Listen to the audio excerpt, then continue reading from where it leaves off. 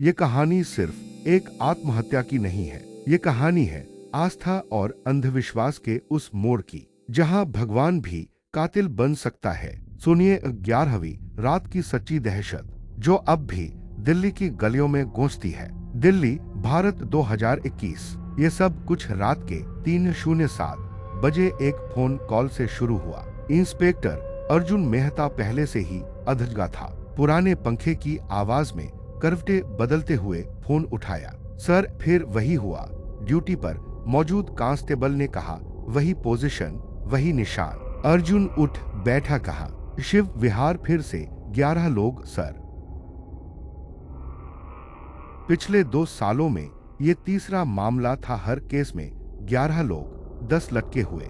एक जमीन पर न जबरदस्ती के निशान, न उंगलियों के निशान, न कोई मकसद। हर घर में एक बात कॉमन मिलती थी, एक छिपी हुई डायरी भरी हुई अजीबोगरीब अनुष्ठानों की हिदायतों से, मुक्ति की बातों से और एक नाम से जिसे सिर्फ नजर कहा गया था। अर्जुन, जो खुद मनोविज्ञान का छात्र रह चुका था, इन सबको मानसिक भ्रम और सामूहिक उन्माद मानता था, लेकिन इन मौतों की सटीक प्लानिंग उसे भी चौंका देती।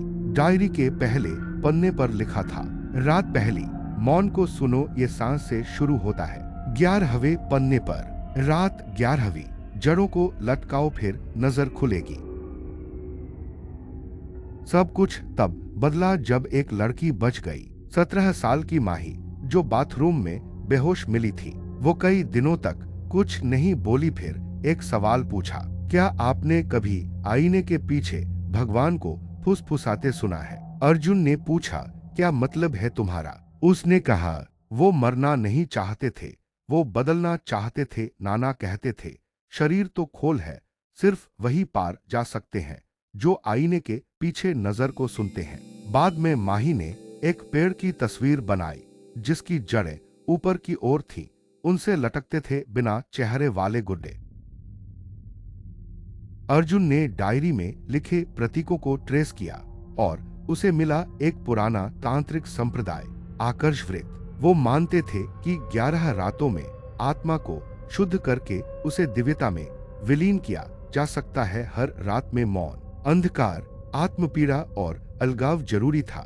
11वीं रात आत्मा को काट देने की रस्म थी और ये लोग असली में खुद को लटका रहे थे।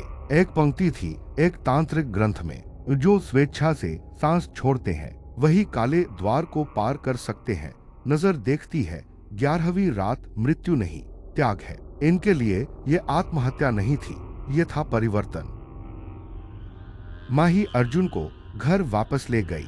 बेसमेंट में लकड़ी की दीवारों के पीछे मिला एक छोटा कमरा, दीवारें शीशों से ढकी, कोई खिड़की नहीं, बीच में एक काली शाखा बंधी हुई 11 लाल धागों से। अर्जुन को चक्कर सा आया। माही ने एक शीशे पर हाथ रखा और कहा, वो सुन रहा है। अर्जुन की नाक से खून बहने लगा। उस रात अर्जुन ने सपना देखा।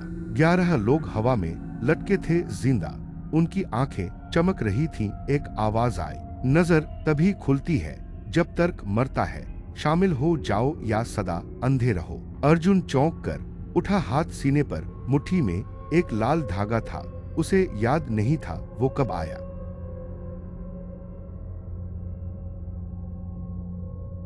एक नई डायरी अर्जुन को मिली उसके अपने घर में, वही लिखावट, वही स्याही, वही डरावने निर्देश। रात पहली, तुमने आईने देखे। रात दूसरी, तुम्हारा तर्क टूट रहा है। आगे लिखा था, रात 11वीं, तुम याद करोगे कि तुम कौन थे। रात 12वीं, तुम चुनोगे कि क्या बनोगे। बाकी किसी डायरी में कभी 12वीं रात नहीं थी। अब अर्जुन खुद उस पैटर्न में फंस गया था।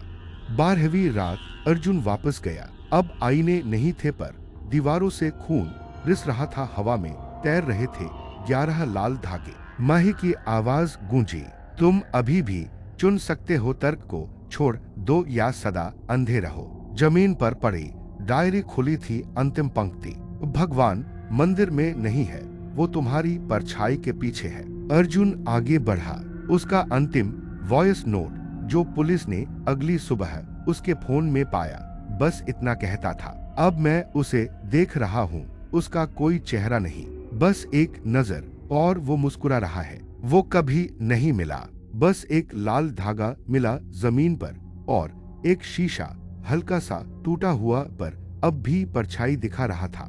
यह सच्ची घटना प्रेरित है, बुराड़ी कांड और भारत की तांत्रिक प्रथाओं से। जहां तर्क खत्म होता है, वहीं से भय की शुरुआत होती है। ऐसी और रहस्यमयी कहानियों के लिए हमारे चैनल को लाइक करें, सब्सक्राइब करें और घंटी जरूर दबाएं। अगली रात आपकी हो सकती है 11वीं।